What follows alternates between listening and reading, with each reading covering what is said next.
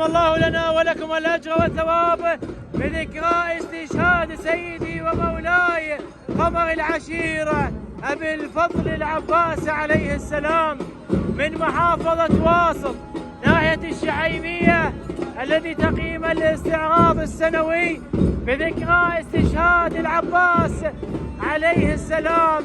أهلا وسهلا بموكب الإمام علي عليه السلام، عشيرة السادة المعامرة الموسوية، أهلا وسهلا بكم، أهلا وسهلا بكم.